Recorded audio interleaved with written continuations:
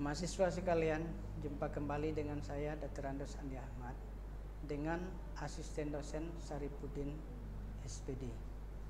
Pada kesempatan ini saya akan mengetengahkan judul mengenai las listrik. Pada perkuliahan kita kali ini, tujuan yang hendak dicapai ada 3. Yang pertama adalah menjelaskan pengertian las secara umum.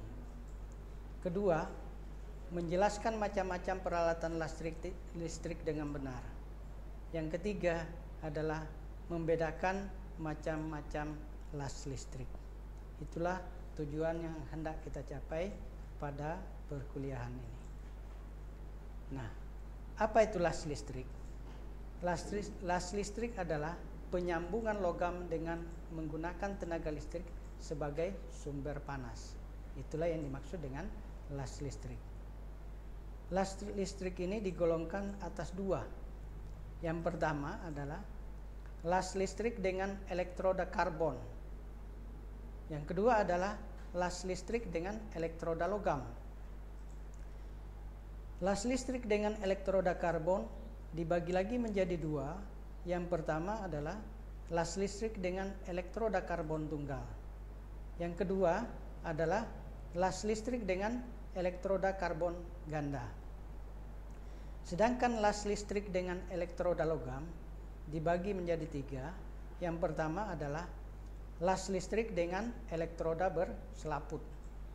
Yang kedua adalah las listrik TIG atau tungsten inert gas.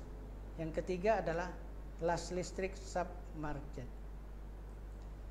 Nah, las listrik dengan elektroda karbon adalah busur listrik yang terjadi antara ujung elektroda karbon dan logam yang mau dilas, atau di busur yang terjadi di antara 2 ujung elektroda karbon yang akan memanaskan dan mencairkan logam yang akan dilas.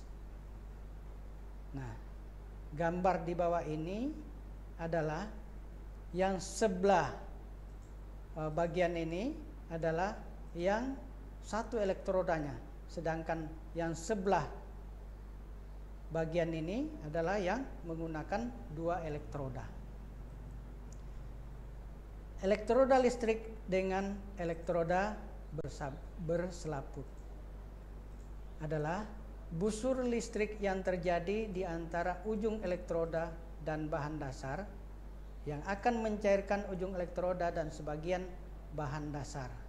Nah, inilah las yang sering kita lihat di masyarakat, yaitu penggunaan elektroda dengan las.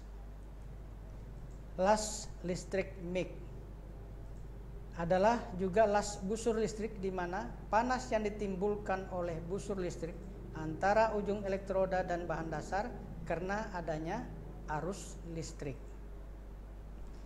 Nah, bagian tengah ini adalah elektrodanya, sedangkan bagian luar adalah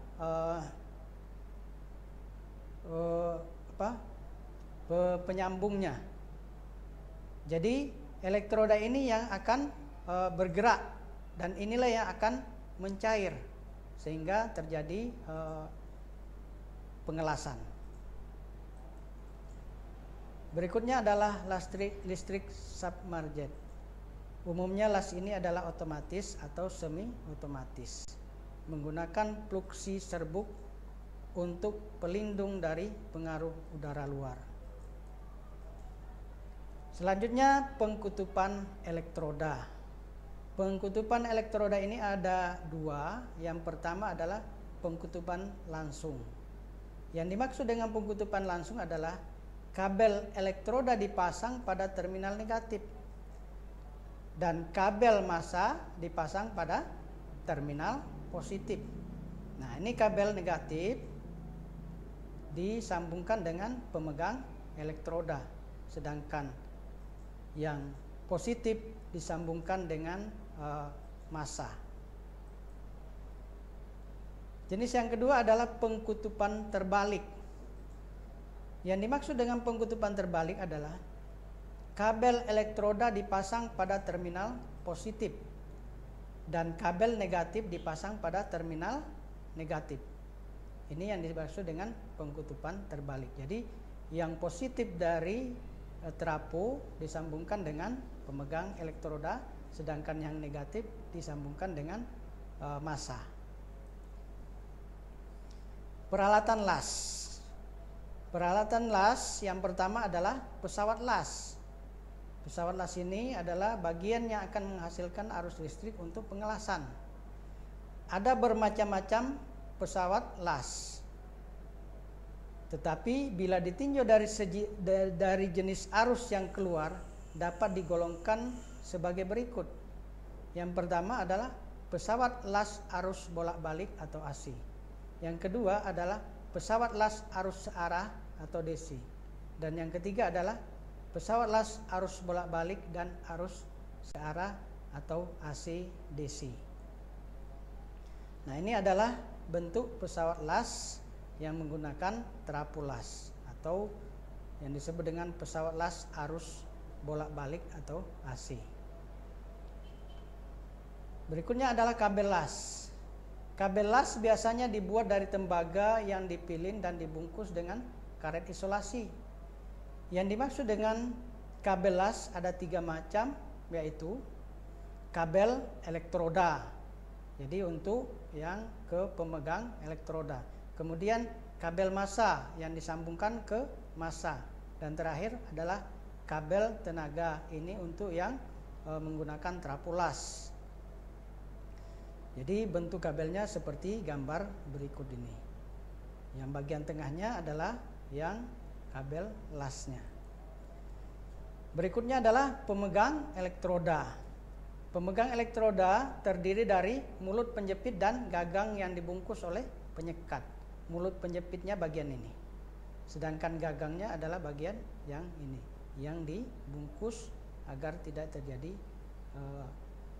aliran listrik ke bagian tangan kita yang memegang. Berikutnya adalah palu las.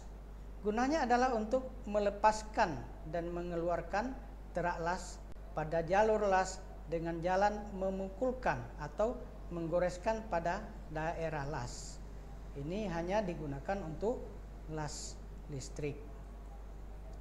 Berikutnya adalah sikat kawat. Sikat kawat ini digunakan untuk membersihkan benda kerja yang akan dilas. Jadi sebelum dilas, benda kerja harus bersih dahulu. Kita gunakanlah sikat kawat. Kemudian fungsinya adalah juga membersihkan terak las yang sudah lepas dari jalur las oleh pukulan palu las. Jadi setelah benda kerja kita las, kemudian kita pukul dengan palu las, maka kita bersihkan dengan sikat kawat. Berikutnya klem massa. Gunanya adalah suatu alat untuk menghubungkan kabel massa ke benda kerja. Jadi bagian ini adalah untuk menjepitkan massa ke benda kerja yang hendak dilas. Selanjutnya adalah helm las. Helm las ini fungsinya adalah untuk melindungi kulit muka dan mata dari sinar las, yaitu sinar ultraviolet dan ultramerah. Sinar ini akan dapat merusak kulit maupun mata kita. Jadi harus kita lindungi dengan helm las. Selanjutnya adalah sarung tangan las. Dibuat dari kulit atau asbes lunak untuk memudahkan pemegang elektroda agar tangan kita terlindung dari percikan las. Selanjutnya baju las atau apron. Baju las atau apron dibuat dari kulit atau dari asbes. Baju las yang lengkap dapat melindungi badan dan sebagian kaki. Nah, ini adalah penggunaan dari baju las. Berikutnya adalah sepatu las. Fungsinya adalah untuk melindungi kaki dari semburan bunga api las, sehingga kaki kita tidak akan kena percikan api las dan terlindung dari panas. Itulah yang dapat saya sampaikan pada kesempatan kali ini. Jumpa kembali dengan materi-materi lain pada pertemuan berikutnya. Terima kasih.